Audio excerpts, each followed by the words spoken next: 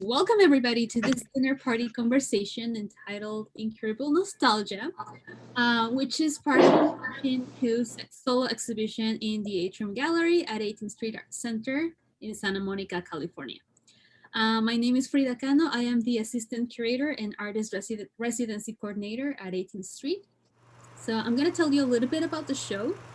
Incurable Nostalgia is, like I mentioned before, a solo exhibition by Taiwanese artist Nung, sorry, Nung-Hsin Hu. And it's a multimedia project including a 60 millimeter film looped installation, videos, drawings, and sculptures, which the artist produced during her 3-month long residency at 18th Street. This project is a reflection on the artist's current status after losing her childhood home and the processes of rethinking and searching for the meaning of home, both literal and metaphorical. The exhibition runs until January 22nd, 2021, so make sure you reserve your spot because it's a beautiful exhibition. Both the residency and the exhibition are sponsored by Taiwan Academy in Los Angeles. And I want to give a special thanks to Ashley Sun from the Taiwan Academy, who helped us make her residency and exhibition, and of course, this dinner conversation possible. I'm gonna tell you a little bit about the artist. Nung-Hsin is a Taiwanese-born, US-based interdisciplinary artist who interweaves video, sculpture, performance, and installation in her practice. Her work intends to reveal the invisible status, articulate the unconsciousness, and perform the vulnerability through a poetic approach.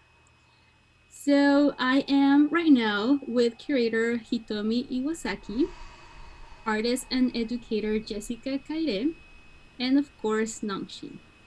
As guests, we had exchanged recipes in advance and prepared the meal for this dinner conversation, which will explore ideas around the taste of nostalgia. But I would like to have Nung-Hsin talk now so she can explain more about this dinner party conversation. So Nung-Hsin, the microphone is all yours. Hi everyone, I'm Nung-Hsin. So welcome to the Incurable Nostalgia dinner party. Uh, Hitomi, Frida, Jessica, thank you so much again for joining me for this dinner event. So I just want to let the audience have a little bit background of what this event came from. So while I'm working on the show, touching on the subject of nostalgia and the meaning of home, I feel there's some very essential elements that were missing. You know, like the smell, the taste, and the togetherness is missing in the show. So especially under this current pandemic, and during the holiday season, you know how bringing people together, sharing meals is such a collective nostalgic act. So that's why I host this dinner and invite each of you who have big inspiration for my current project. Also provide me some sense of home back in New York and also here in my temporary home at 18th Street. Thank you, Frida. So we, please change this recipe supposed to remind each of us a person, a place, or a moment in our life. And then we cook and taste each other's nostalgia.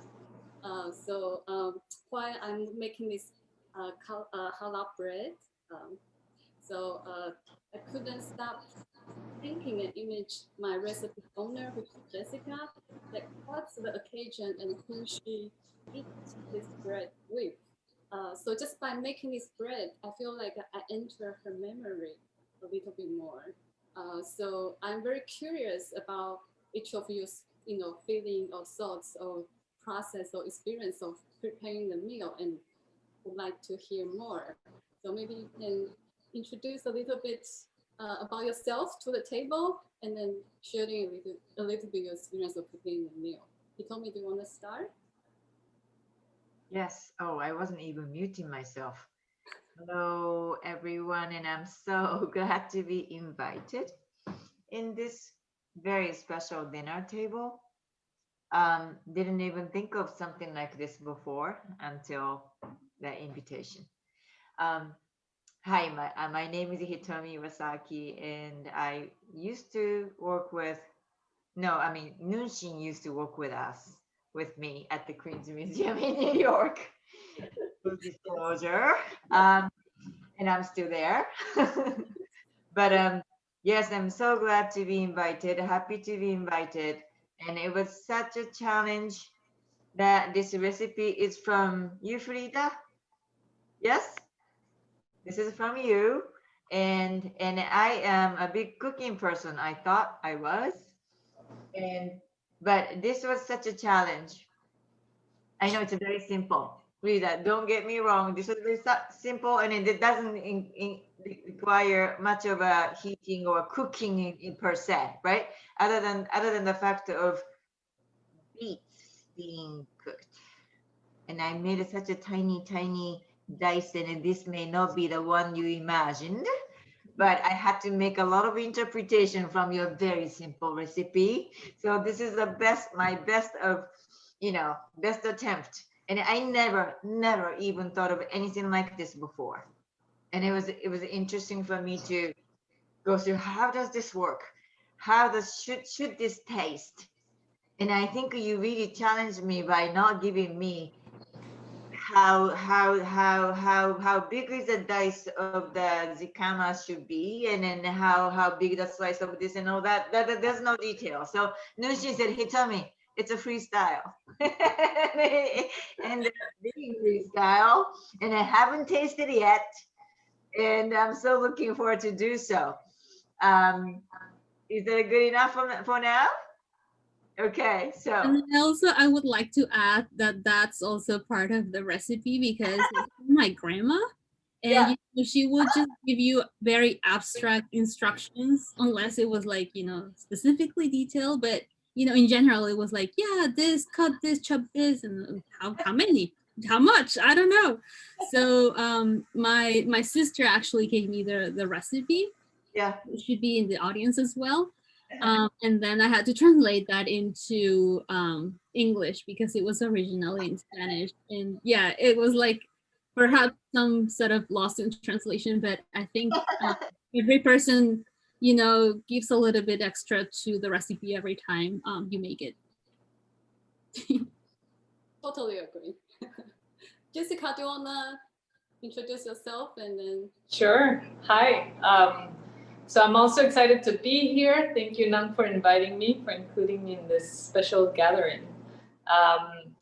I was challenged with making Hitomi's salad, mother's salad, and I learned something very essential, which I never knew, that if you cut um, the onion with a very sharp knife, it doesn't make you cry.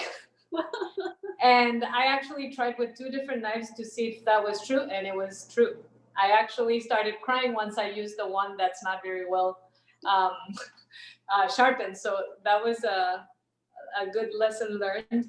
And I was also surprised to find a lot of familiar ingredients. So growing up, my family made a lot of egg-based salads. The paprika is very much used in my family. So it felt familiar, even though I've never made it. And yeah, I haven't tried it yet. I tried the dressing, but I decided to wait until we need to actually try it. And like I was saying before, I think it's gonna become a kind of a staple because it's so easy to make.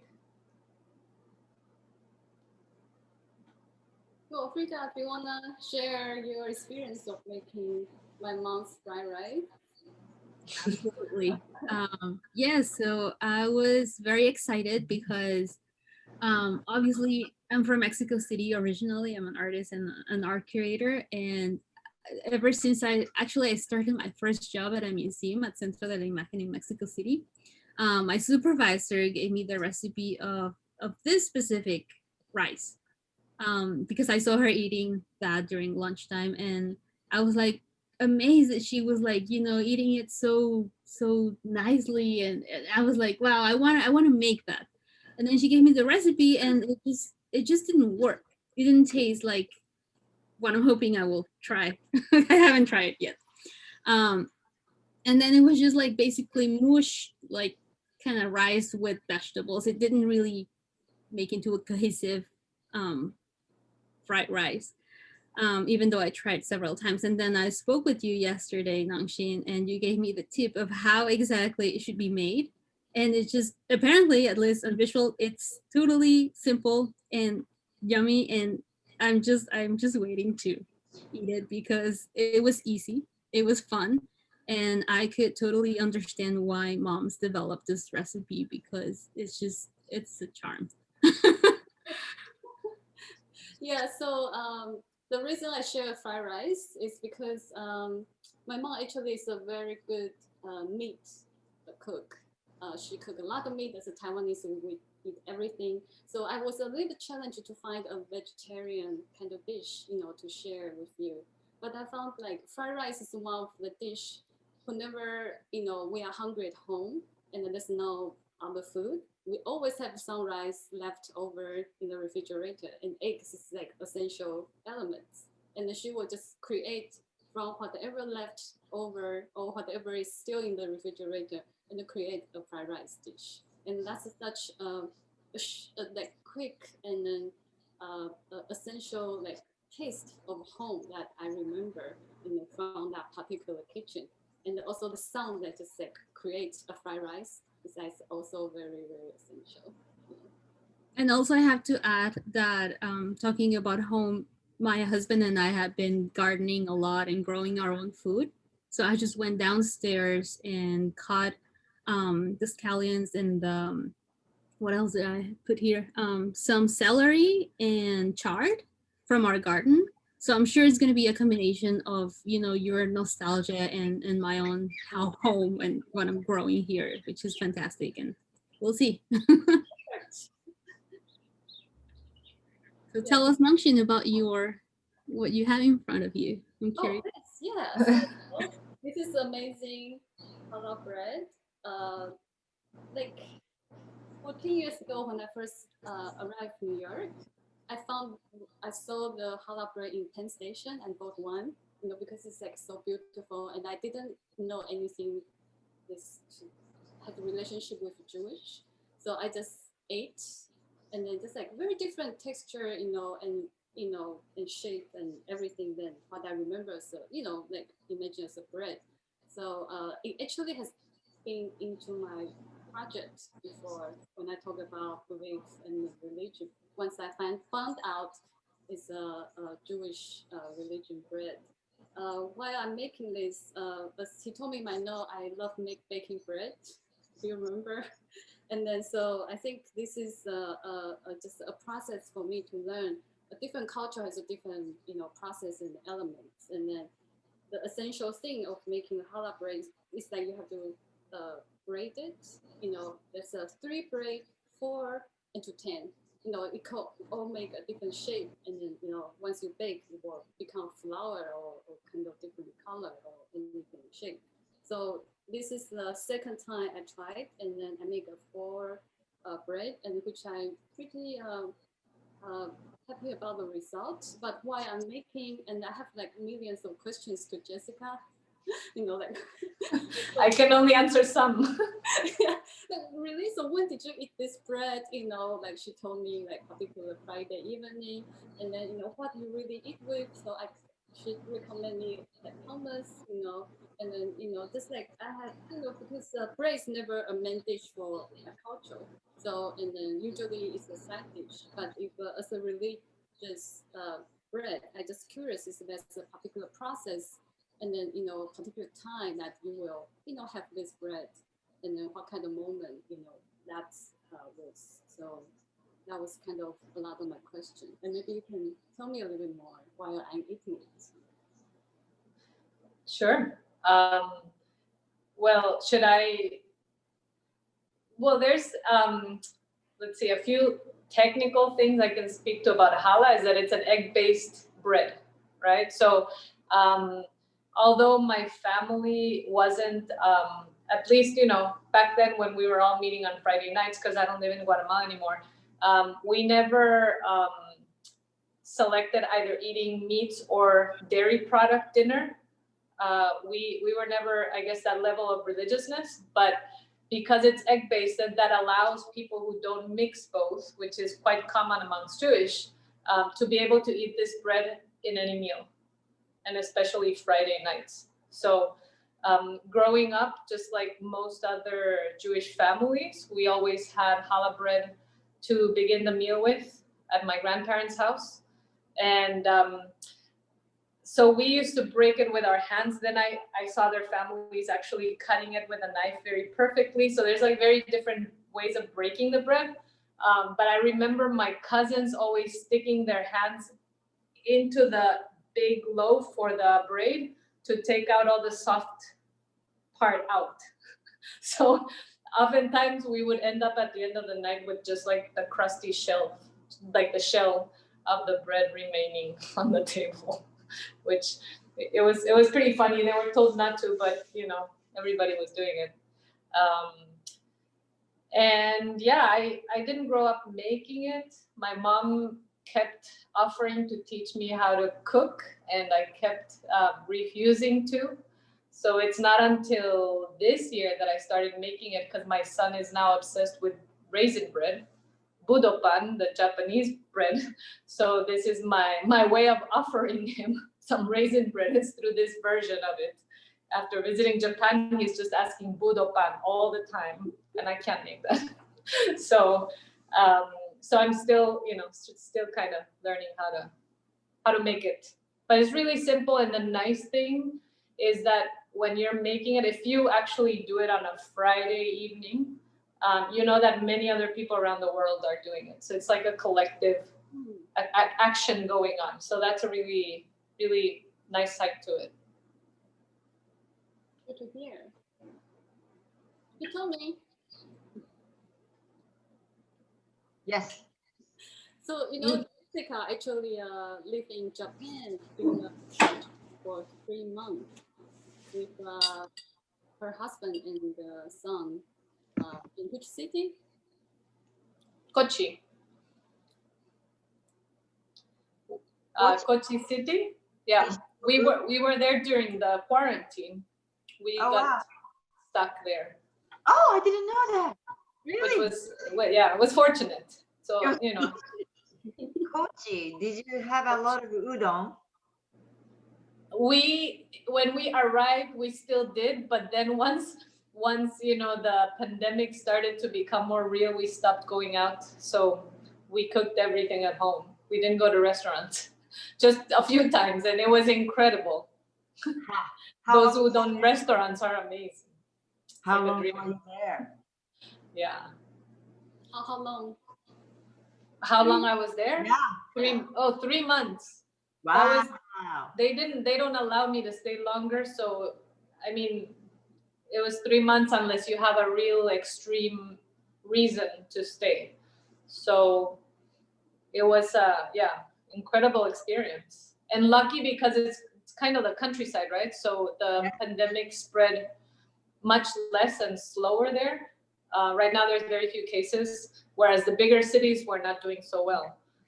So it was pretty fortunate. Yeah, that's one of the reasons why I gave Jessica your recipe, because I feel like I know a little bit about Japanese culture, and food in a way. Yeah. Right, but I don't know how much of a Japanese, Jessica, you sense from that salad, because I was explaining that right. Yoshoku. It's the exception. Yeah, Western food and Japanese adaptation of it. And then that's how I remembered the way my mother cooked, as opposed to my grandma cooked so much traditional Japanese. And the funny thing, the reason for my picking that salad, did you put the dressing like an hour before? I did, half an hour, and then left it in the fridge. If you leave it overnight, it would be something else also. Oh really? Okay, I'll try that. No, it's really good. But it's more of a yeah. If you didn't know, and if someone just serves you here in the States, you didn't think of Japan with that. That's Am I- why I'm feeling it's very familiar to me from kind of like Middle Eastern background. It feels a little more maybe Mediterranean or that's funny. it doesn't feel Japanese, but No, it's also we have this stereotypical idea of Japanese, right? And then when you go, there's also the diners and so many things that you wouldn't imagine. But no, I wouldn't think Japanese. I know. So the Sorry. no, because it isn't. And the funny thing is I've been here like exact more than half my life. I've been here in the States. I moved to the United States when I was 28, and I am a little beyond the age double of 28. I hate to disclose, but I am. But so I guess I tend to focus on something for the nostalgic reason. Something is really Japanese, but also my way of thinking Japanese was influenced by Western context of thinking Japanese. Go away, and um, my son was speaking, and then the reason for this recipe was my son who was born here, and he's 17, and he's only half Japanese, half Latino, but he's so obsessed in an idea of Japanese food. But it was interesting for me that he discovered that Japanese adaptation of Western food to be more attractive for him. As much as he loves tradition, because he's a frequent visitor to Japan. We have all the families. I'm the only one here. Entire family is in Japan, and he speaks Japanese, and he has cousins, and then so he's so well versed in what Japan is about. But it's funny that living in New York, he started to be more attracted or more finding more something to West Japanese adaptation of Western food. Wow. It's his palate, right, has developed like that. Because I feel what the little that I saw there, because I'm not so, I've been there twice, is so very focused on savory foods, whereas in the States, sugar is part of everything, even if it's a tiny touch of sugar, but things have the tendency to be sweeter. Right. So it's a huge difference. So he doesn't like to eat in Japan? No, he loves everything. He does. But this is a newer trend in our household that he started to recognize that what was the Japanese version of Western food. He finds those attractive. Interesting. Yeah. There's near where's the I can't remember the city where there was the issues with the it's a city that's contaminated, very famous. Minamata. No. Like with atomic issue, like Hiroshima. Yeah. I think in Hiroshima there's a Guatemalan chef or cook who has an okonomi restaurant that is very famous. Hiroshimayaki. And he's Guatemalan. Yeah. Where? Oysters in it. Oh. That's the Hiroshimayaki. And it's a very special version of okonomiyaki in Hiroshima. Oh, it's very specific. Right. So I hope to visit. Akira tried and it was closed the day he went. Well, then it's going to be your third trip to Japan. Just for that. Just for that. Here we go. So he told me, how's your salad taste like? Okay, I haven't really digged in. I was for my turn to come. Okay, let me dig in. Where see, I think this should have been in a ball. Right. And the fascination of this is the beets and then being cooked and then cooked red juice is to be the sort of dressing over, and it's sweet with sugar. I use the honey instead. Um, but yes. So bon appetit.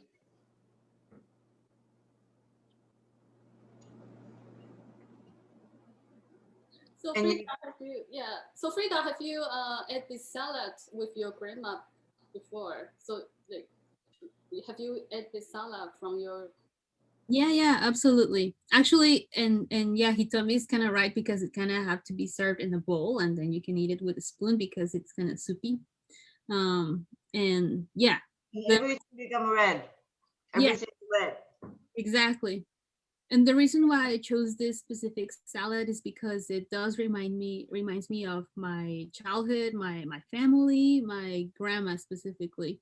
I believe this recipe has been in the family for quite a while, and my grandma inherited from other family members who taught her how to cook in general. And it It's was Christmas Eve, Frida. It's Christmas Eve, right? exactly. It's an explosion of color, and actually, all the ingredients are like seasonal, like the peanuts and everything, because you can find those peanuts in like part of the piñatas that Ah, celebrate. So instead of like candy, we put like fruit basically. And I never knew the season of peanuts. yeah, well, at least in Mexico, yes, that's how it works. How about that? I didn't know that. And And it Christmas is so foreign to me to this day. Christmas is just a party excuse in Japan. exactly, I know. Not much meaning attached to it, Mhm. right? No, But I know it's different for you. yeah, in Mexico, it's totally the opposite. It's a big thing, and it reminds me of all the celebrations that I had when I was a yeah, little girl and even a teenager. So it was interesting for me to notice that there was a salad as part of the whole meal for the family because we eat like in a version of Thanksgiving. At least in my family, we had turkey, we had pasta, other types of things, bread, a lot of carbs. And then at the very end, my grandma would serve that, and I was like, why? Because it's cold, it's winter. We should keep eating something like warm. And when I tried it, I just fell in love with it, and I always reserve some space in my stomach to have it after heavy meals. But um it's a fruit salad, right? In essence. mhm, And mhm. and may I ask what region of Mexico this is from?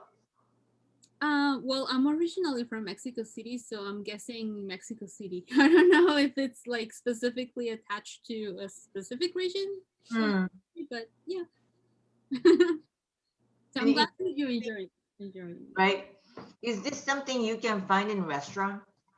I don't think so. I have never seen it, but perhaps after this conversation, uh, Hmm. we'll start making it worldwide because I know we have audiences from everywhere. Famous. Oh, it's gonna be all over. But it's not a dessert, right? It's not like a fruit salad. It's savory. Exactly. Yeah. And so I also had to ask permission to my grandma. My sister asked me to do that. She passed away like 3 years ago, so I kind of had to have my grandma in my mind, and like kindly ask her for to ask for this recipe, and if she was okay me sharing this with everybody in the world. So here we are. She said yes. And I'm glad. The secret is out. Exactly. So for people who are watching this Zoom conversation, we're gonna be posting the recipes in the link. You can find it in the description in the chat um, after we're done with the dinner conversation. So yay for people to download it. That's great. Yeah. So Frida, you told me last time you will not travel back to Mexico City this year. So do you have any autumn, like any other plan with your family during the Christmas, or this is No, Special Christmas you're going to have? my plan actually is cooking that making that specific salad because I have never done it myself. My sister's always the one who prepares it for the family. And after my grandma passed, and of course it's gonna be like a blast for me to like really experience again, all of the flashes, like the memories coming back with every bite, and it's gonna be interesting. Those are my current plans. I was planning to go to Mexico City during a Thanksgiving week, but of course it was impossible. And I just want to protect them, and I spoke with them. They're okay me not going this year, so some other time. So those are my plans. Eating the salad. Yeah. But will be nice, right? This is the taste you remember, and then will bring you back home in a different way. Exactly. And of course, I'm going to prepare this wonderful, wonderful dish. I am like super happy with it. It's totally what I was expecting. Thank you, Nancy. Did you put the rice in the refrigerator overnight? Did you do it? You told me, do you know this trick? Yeah. That's It an was Asian it's freshly cooked. Yeah. Yes. Yeah, so Just the white rice? Mhm. yeah, Oh. the fried it's a better to, if you want to do fried rice, it's better to have the cooked rice put in the refrigerator and overnight, so it kind of you know get a bit drier. So, So it doesn't come out mushy, yes, Exactly. I know that. which is always the problem. Ah. yeah, that's a Good to know. very important tips, because at home we always have leftover rice. Yeah, always. It's so funny. It's such an, I guess, Asian thing. Because Akira, my husband, was saying the other day it was raining. He's like, I'm not going anywhere today. No matter what, I don't go out. And I asked him, there's no rice. And he's like, oh, okay, I'll go out. There has to be rice. Yeah, because then you won't feel safe. You feel like okay, for the end of war, there's no rice, then I cannot. Yeah. Yeah. Yeah. So he told me, are you traveling back to Japan anytime soon, or we'll wait until?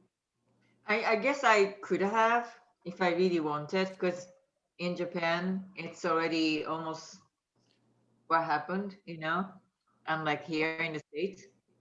But then if I get there, I have to be quarantined for 2 weeks. Yeah. It's a lot. I know. It just doesn't make sense.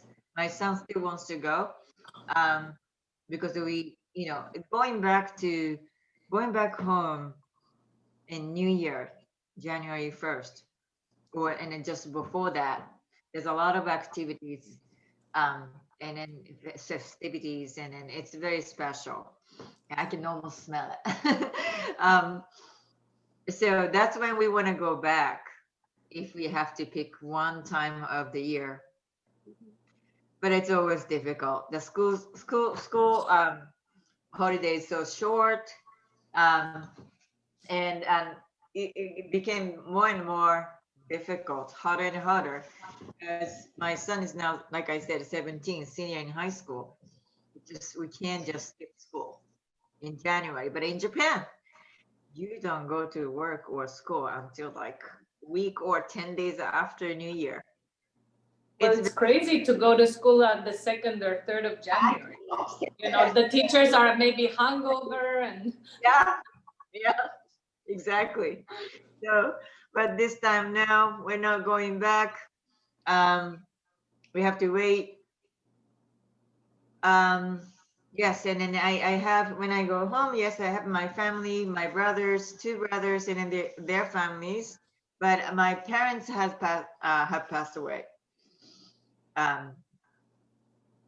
3 years ago. So I have an empty home waiting for me. I kept the house where I grew up and we all grew up, and no one wants to take it. None of my two brothers won't take it. I couldn't let go. So it's there still empty. Oh. That's my home. But that's he told me that's the home you're gonna go back to, right? Exactly. I needed to have a home to go back to. Yeah. And then that's a room you still have that room you grew up with. I do. That's that you have to keep it. I will help you to keep it. You can make a resident. Where is it? It's in Nishinomiya. I wonder if you know. That's in Hyogo Prefecture. It's near Kobe, where Kobe is, and then next to Osaka and in Kyoto. Yeah, and so I was born in Osaka, grew up half in Osaka and half in Kyoto, and then it ended up being in that near Kobe Nishinomiya location since I was 12. And I went back to Kyoto after that as a college student and adult. So it's in Japan. It's as opposed to Tokyo. It's like a Tokyo, Los Angeles, like a binary, and it's Los Angeles as opposed to New York in Japan. And I'm in that area of all three major cities. That's how I grew up, and it became the person I am before I came here.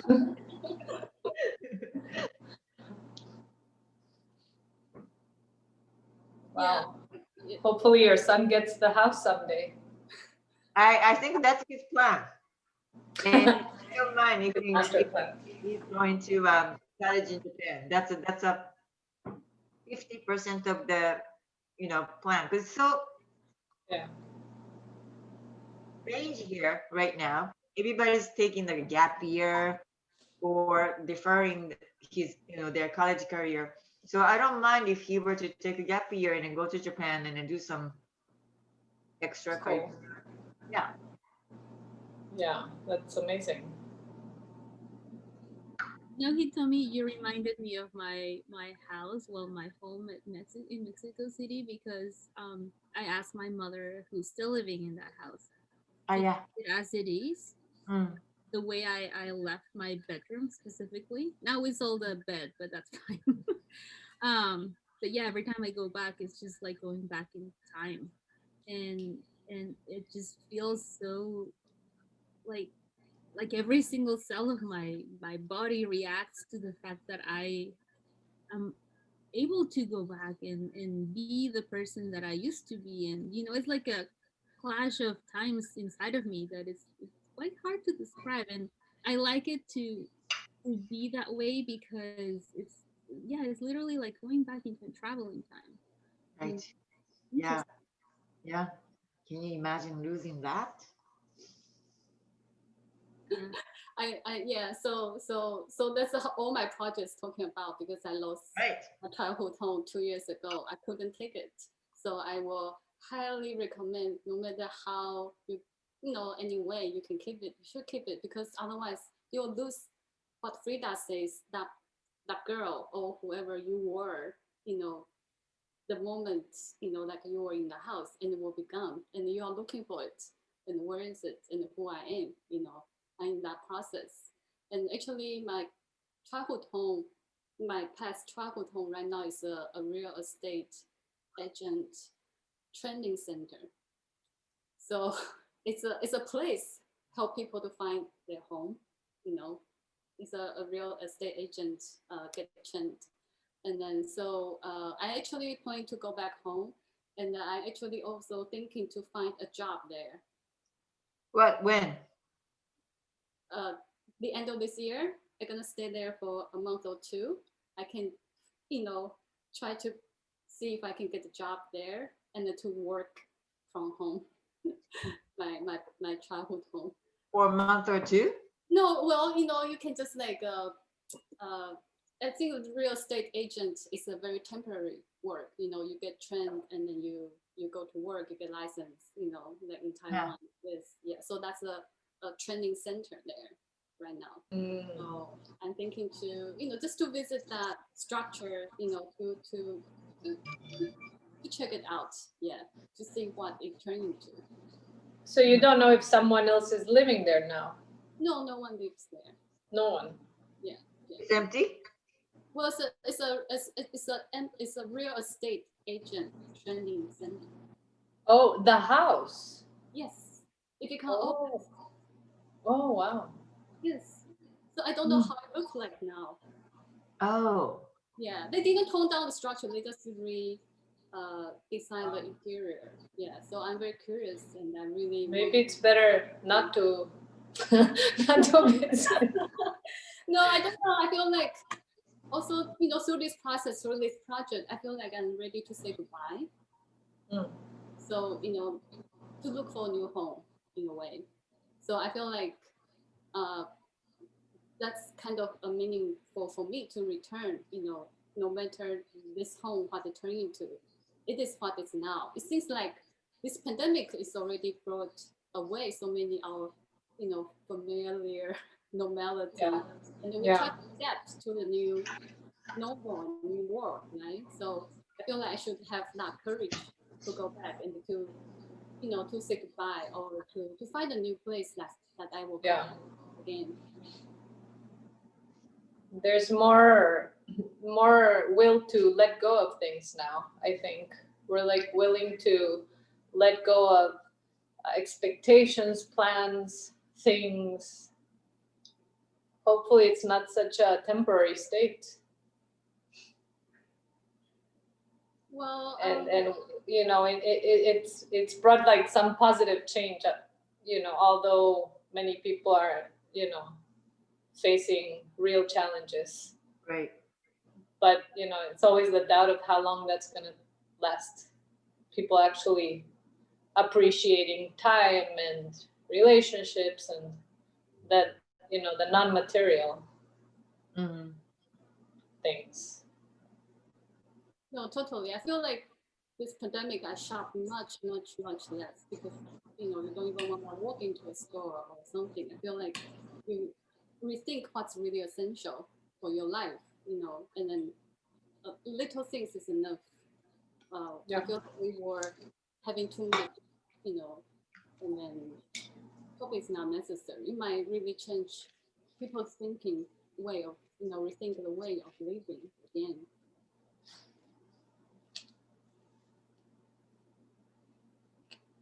But when you think of it, there's a limitation.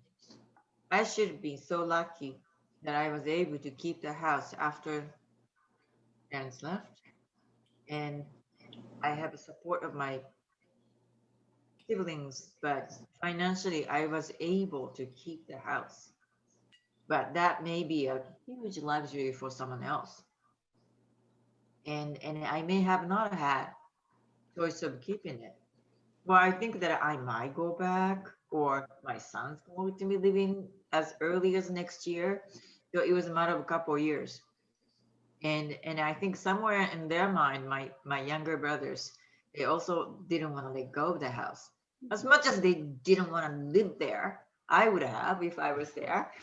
So I wonder what it is about the value we attach to the property and the physical reality itself.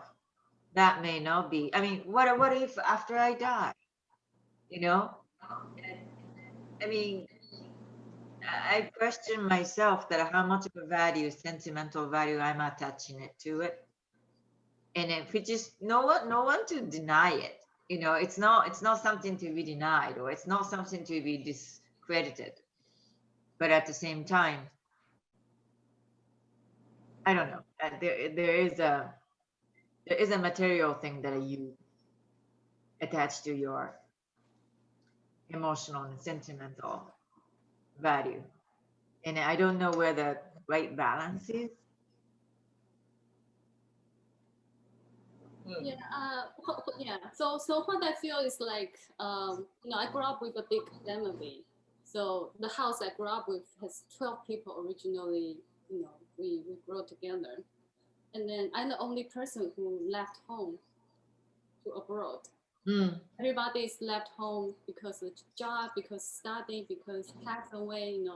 It's a natural kind of a process to say goodbye to that house. right. Uh, but I feel like I'm one of the only person who has this very strong attachment, because I'm the only one who is away and is not like I'm ready to say goodbye. I'm True. forced to say Yeah, goodbye. that may be a factor too. So Yeah. once you are ready, maybe there's a certain process, you've been back for, you can go back for a month or two, or or I don't know, like it's a certain process you can, I don't know, process yourself to ready to let this place to go.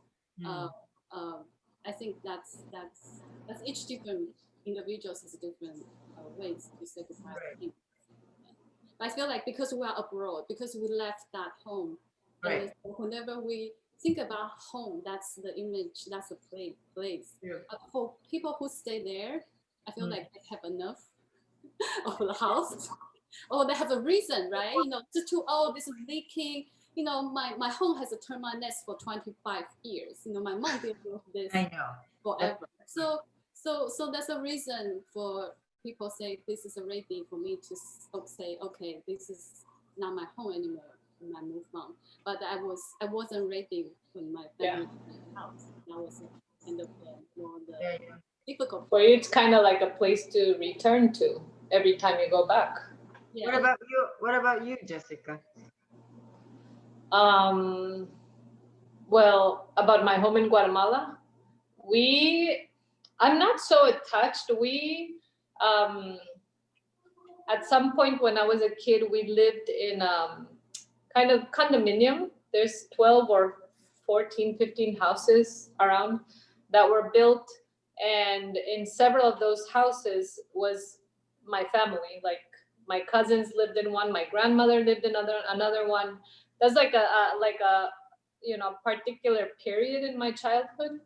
And then we sold our house. We moved around, like we lived in two more places. And several years ago, my mother returned to one of those houses.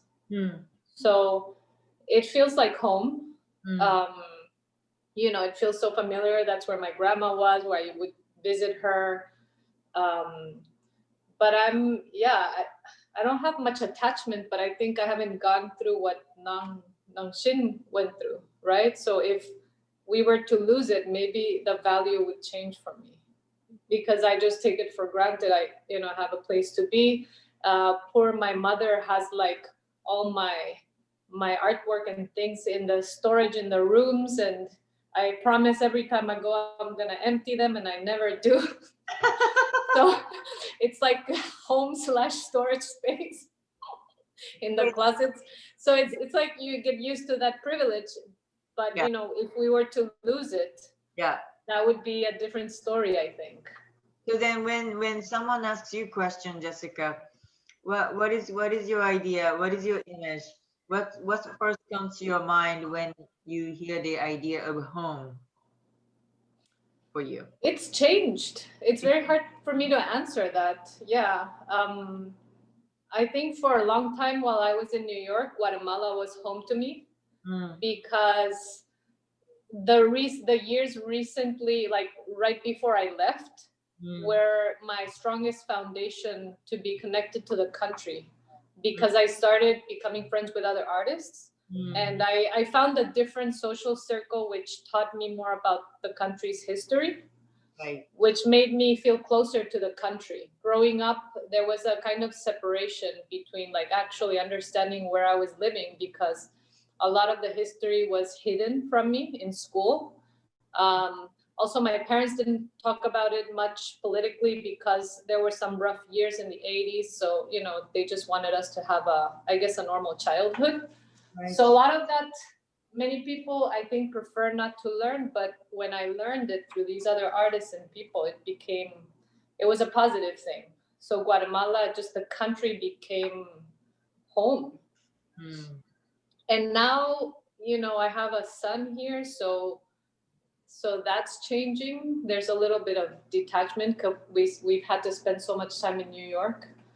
So it feels like it's not even New York, it's just my apartment that feels like home. Wherever we go, that's what feels like home now. And my family in Guatemala, I guess it's like a split thing. We have a question from Alex Nichols.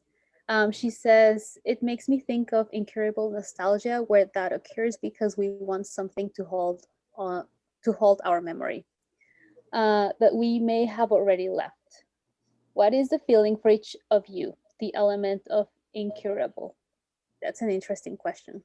And I would like Nung-Hsin to start, answering, because that's part of, your proposal, the exhibition that you pitched to 18th Street and we just loved.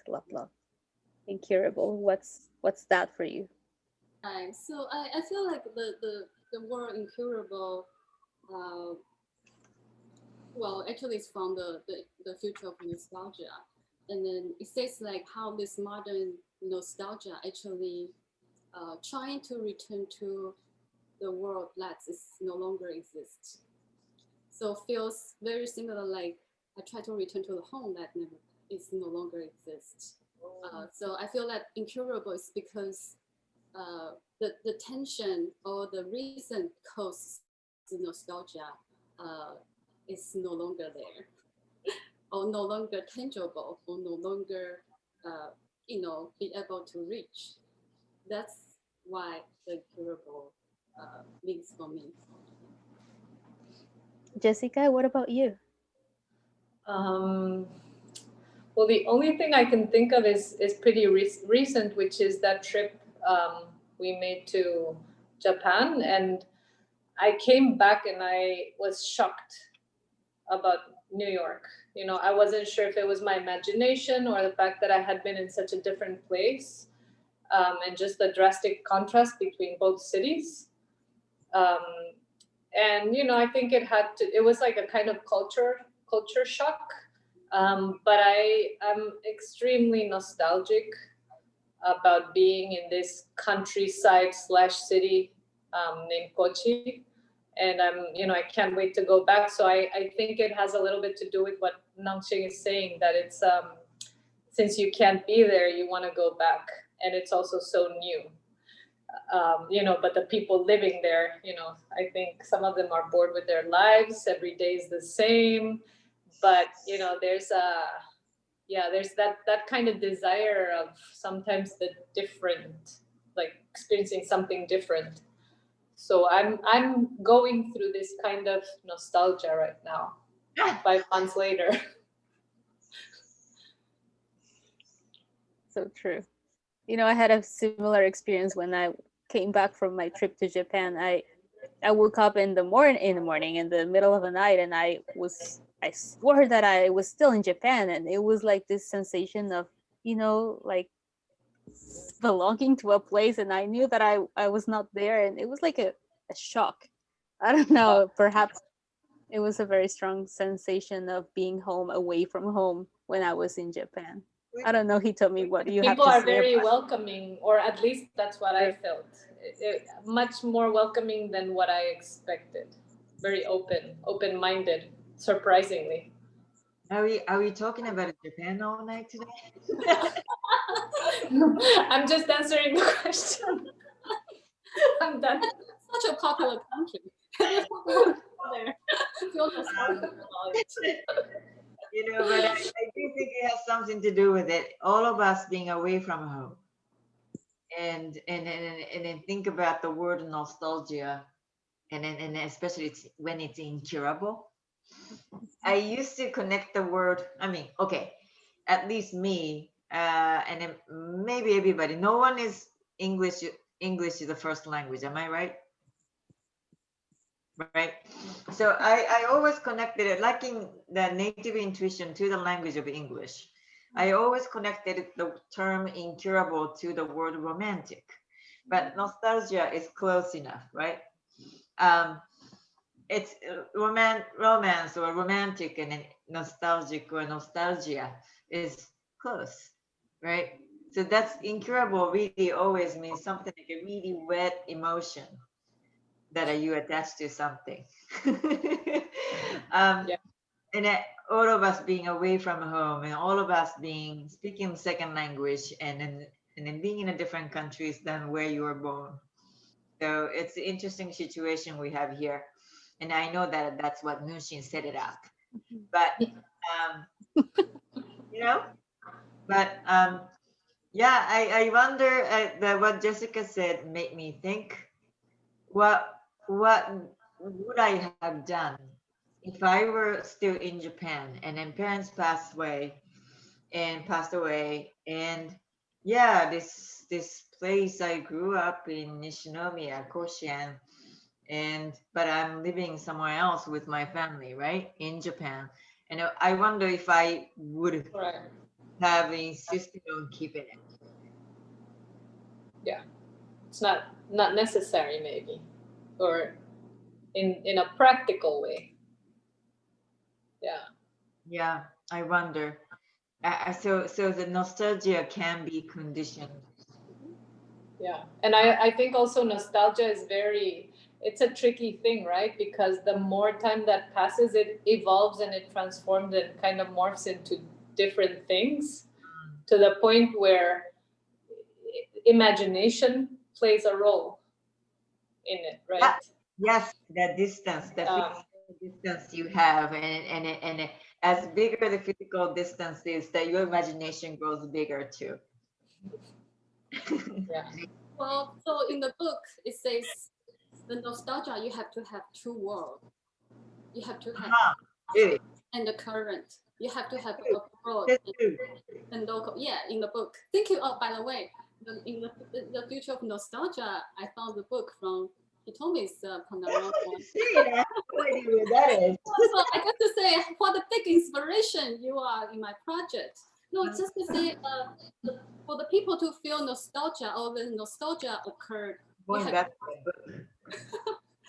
you have to have a double world or double, thing to have that nostalgia to exist. If you are never you never leave, you always stay the same place, or the same situation, there's no nostalgia that will occur. So that's kind of the key foundation of the nostalgic which this is a magic book. Unless it is a person who visits you and then leaves, and then there's more of a nostalgia in terms of the relationship and the person that you miss, Right. It's just and to not say the place. that the But is- there's a separation and a before and an after, I guess, is what you're saying. Like there's a time. it has to have two situations, either the time or Right.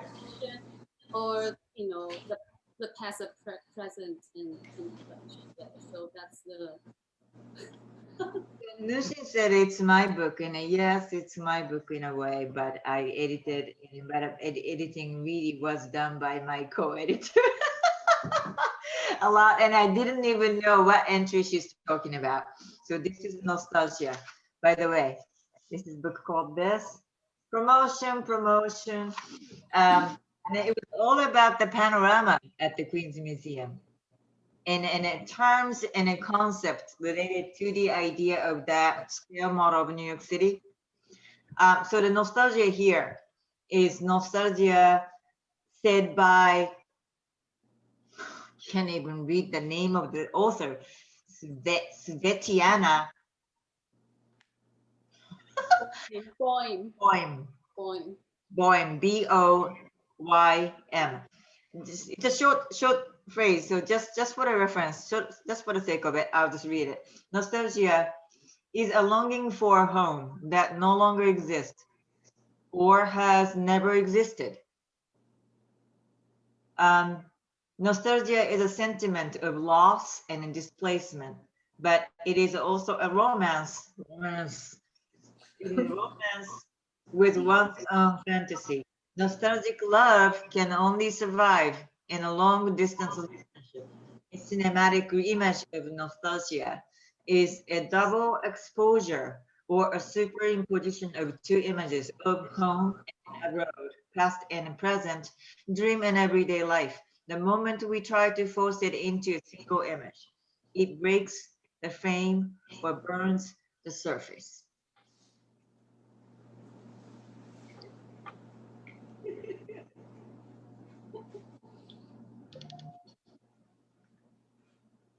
such a beautiful passengers. Yeah, I was just like so intrigued by the sentence you just read, and then kind of create my whole project out of the nostalgia, which is incurable.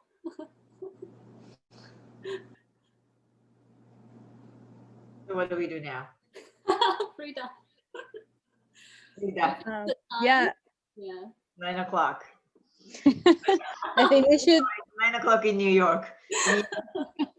Yeah, we should wrap up soon. I don't know if we want to address some last final thoughts for this theme that I think is like, it's just really touching. Because it's also now all of what I ate. It's inside of me, and it's all the nostalgia that I ate from you, Nung-Hsin. So thank you. You've been eating very good. I ate the whole thing. It was wonderful. I'm very proud. Me But too, yeah. I'm done. Clean. I told you to keep it in the fridge overnight. Well, Next time. yeah. Can I say some last words? I really, really appreciate all of you. It's really just like so nostalgic for me to have a chance to eat with you all together. I don't know, without this event, could this can ever happen? We text each other so many times, but we just never get a chance to have this proper dinner conversation. And I really just so happy and you all be able to join me for the dinner, and thank you so much again. Well, thank you for the invitation. And then I'm sure Jessica and Frida agree that it actually felt like having a dinner table conversation, didn't it?